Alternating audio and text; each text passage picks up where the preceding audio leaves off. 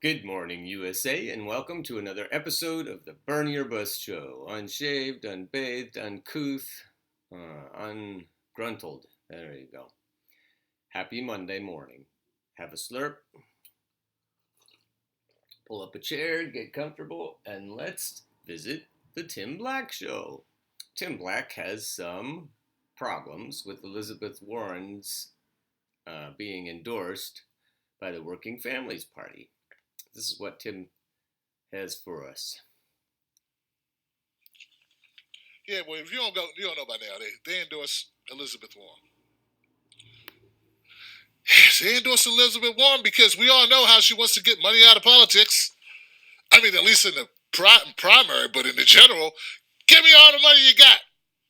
Give me all the money you got. I'll take dark money and lots of it. Give me that dark money. Yeah, they endorse a candidate that's going to put money in politics during the general election if she gets that far. Not against their credo at all, though it says it right there, Johnson, from their website.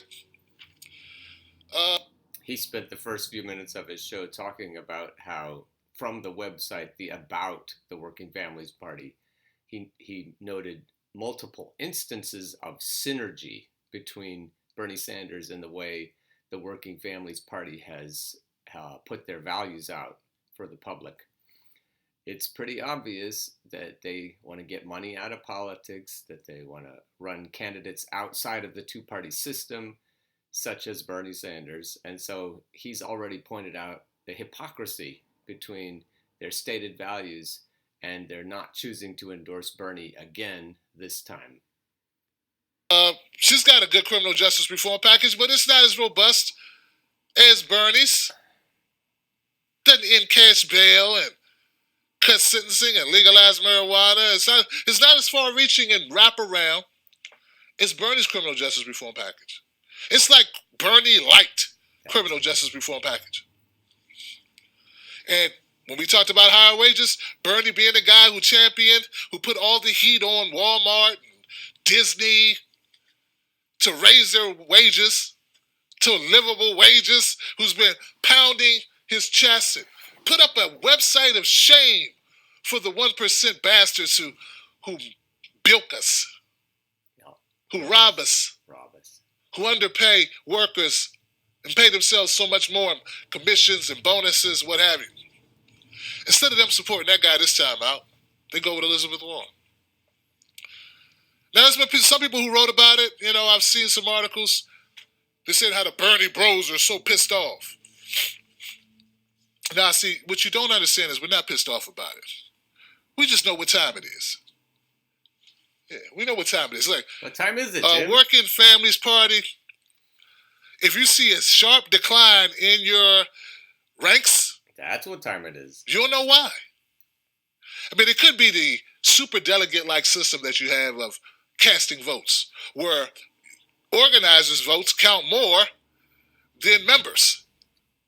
It's kind of weird that you could pay to be in an organization and then be marginalized within that same organization. I heard that there's some people who were saying that's okay. I don't get it. You can't complain about superdelegates in the DNC and then say, well, it's perfectly understandable that the union organizers' votes are worth more than regular folks who pay their dues for the organization and actually are the lifeblood of the organization. I don't get that at all. No. It's totally hypocritical. Hypocritical is what it is. But no, I'm not upset about the Working Families Party. They can do whatever they want to do with their party, similar to what the DNC does with its party. Whatever they want. But a little bit of transparency would be good, Johnson. How about you let us know just how many of those super delegates voted for Elizabeth over Bernie? Might be good to know. Because right now, that's what people are saying. They're saying, hey, well, if that's the case and you chose Elizabeth, let the numbers tell us. Don't you just tell us who won. Let's see the votes. Yeah. And to that end, I looked into this. Jacobin Magazine says, Matt Brunig, if you follow him, he's a straight shooter. This is from September 17th this year. I was slightly amused and slightly annoyed when I saw the Working Families Party endorse Elizabeth Warren for president and then subsequently refuse to release vote tallies and clearly lie about why they aren't releasing them. So Matt looked into this. They endorse parties or endorse candidates by tallying up the member votes and then the leader votes. So it's just what Tim was saying. It's like super delegates. The leader votes are given 50% of the vote weight. That's half of the weight of a few people over the majority of people, the lifeblood, as Tim said. They revealed that Warren received 60.9% of the weighted vote. And one might wonder how much of this vote came from the members and how much of it came from the leaders. But at least they said that much, and that's what's going to come back to haunt them. So the national director of Working Families Party, Maurice Mitchell, told Dave Weigel that they will not be releasing separate vote totals, explaining for there to be one true vote and to maintain the nature of the secret ballot. All of that went into the back end. Now that sounds like a politician. From what Matt can determine, the WFP refuses to release separate vote totals, but say they cannot do so because the secret ballot process. And this is, of course, an obvious lie. They released the membership vote in 2015 when Sanders won 87% of it. They also put out a press release this time that said 80% of their members listed Warren and Sanders as their top choices for president. So they clearly have separate access to the member tally. It's not lost in the back end or obscured to maintain the secret ballot or any other bullshit like that. They won't release the number for the member vote because they don't want to release it. If they wanted to release it, then they would, as they have in the past. But why don't they want to release it? You hate to speculate about such things, but the only answer is because the member votes went for Sanders, while the leadership votes went for Warren, and the organization is embarrassed to reveal the degree to which the leadership overruled the membership.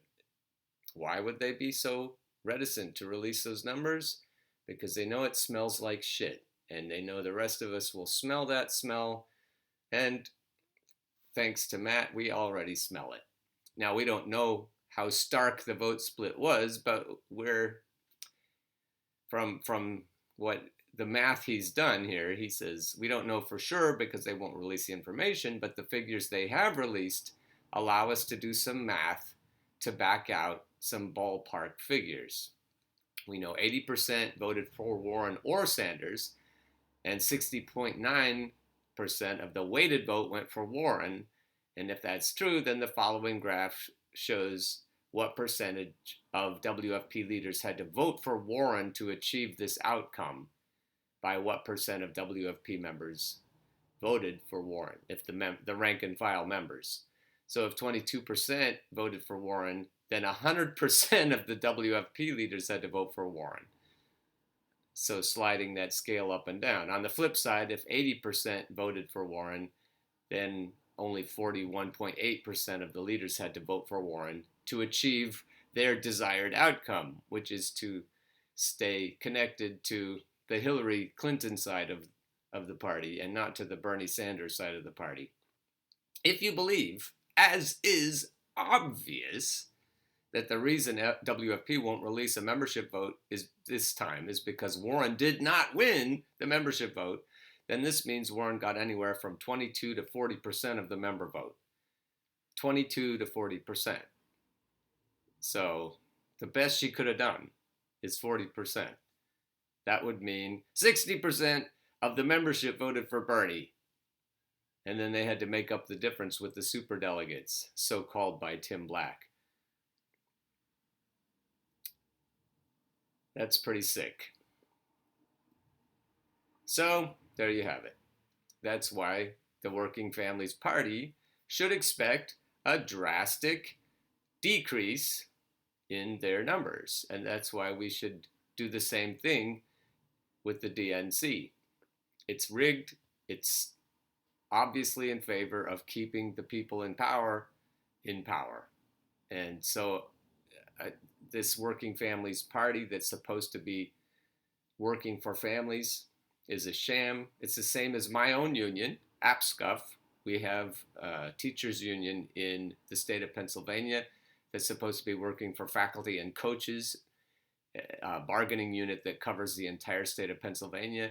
We have the same problem. We have leaders who are out of touch with the rank and file. And if a vote came up like this, whether we should endorse Bernie Sanders over Elizabeth Warren, if we had done that in the last election cycle with my union, the leaders would have gone for Hillary and the rank and file probably would have gone for Bernie. And the differences are even more stark now. So in unions all across this country, we've got rank and file populists, and the leaders of the unions are neoliberals. The leaders of higher education are neoliberals. They're bean counters. They're capitalists. They treat students like cost centers. And so this is a big fucking mess with the Working Families Party, and we need to call them on the carpet. We need to look at the union leaders all across the country, and we need to take them out of power. We can't allow this to continue. So have a nice day. Happy Monday, and see you tomorrow.